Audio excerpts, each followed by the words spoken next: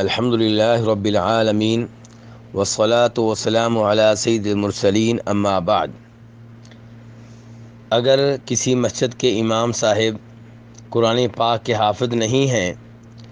اور وہ قرآن پاک سے دیکھ کر ہی پڑھ سکتے ہیں تو اس شکل میں قرآن پاک اٹھانے میں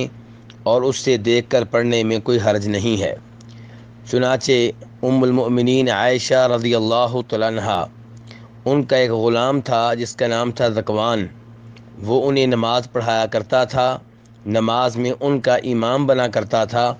اور اس کے ہاتھ میں مصحف ہوا کرتا تھا جس سے دیکھ کر وہ تلاوت کیا کرتا تھا، اور جناب عائشہ رضی اللہ عنہا اس کی ابتدا میں نماز پڑھا کرتی تھیں۔ اس روایت کو امام بخاری نے تعلیقاً روایت کیا ہے، اور امام عبدالرزاق نے اور امام ابن ابی شیبہ نے اس کو متصل طور پہ بیان کیا ہے۔ اور اگر مسجد کے امام صاحب قرآن پاک کے حافظ ہیں تو انہیں چاہیے کہ مصحف اٹھائے بغیر، قرآن پاک اٹھائے بغیر وہ تلاوت کریں۔ جہاں تک معاملہ ہے مقتدی کا، تو مقتدی کو قرآن پاک اٹھانے کی کوئی ضرورت نہیں ہے، اس لیے اسے اس عمل سے بچنا چاہیے، کیونکہ قرآن پاک اٹھانے کی شکل میں کئی ایک ایسے امور لازم آتے ہیں جن سے نماز میں بچنا ضروری ہے۔ ان میں سے ایک یہ ہے کہ جس کے ہاتھ میں قرآن پاک ہوگا، مصحف ہوگا، اور اس نے ایک ہاتھ سے اٹھایا ہوا ہوگا اور بار بار قرآن پاک کی طرف دیکھ رہا ہوگا، تو وہ نبی علیہ الصلاۃ والسلام کی اس سنت سے محروم ہو جائے گا، جس کا تقاضا یہ ہے کہ نماز میں رکوع سے پہلے جب کوئی کھڑا ہوا ہو تو دونوں ہاتھ سینے پہ رکھے، ایک ہاتھ دوسرے ہاتھ پہ ہو۔ لیکن جس کے ایک ہاتھ میں قرآن پاک ہوگا وہ ایک ہاتھ تو سینے پہ باندھ لے گا، رکھ لے گا، دوسرا ہاتھ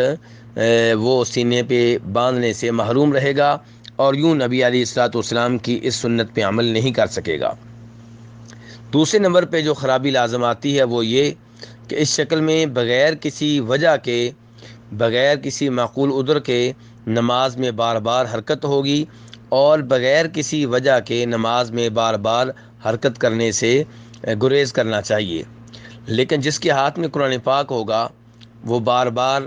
قرآن پاک اٹھائے گا، رکھے گا اور صفحہ تبدیل کرے گا، اور اس انداز سے کئی دفعہ نماز میں ایسی حرکتیں کرے گا جن حرکتوں کا کوئی جواز نہیں ہے، کوئی معقول عذر نہیں ہے۔ تو اس لیے بغیر کسی سبب کے مقتدی کو نماز کے دوران قرآن پاک اٹھانے سے اور قرآن پاک کی طرف بار بار دیکھنے سے گریز کرنا چاہیے۔ ہاں، اگر کوئی ایسا مقتدی ہو جس کی ڈیوٹی لگی ہو کہ وہ امام صاحب کی تلاوت میں مدد کرے، جب بھی امام صاحب غلطی کریں تو وہ ان کی اصلاح کرے، انہیں بتائے کہ درست کیا پڑھنا ہے، تو اس شکل میں انشاءاللہ اس مقتدی کے قرآن پاک اٹھانے میں اور قرآن پاک کی طرف دیکھنے میں کوئی حرج نہیں ہے۔ واللہ اعلم۔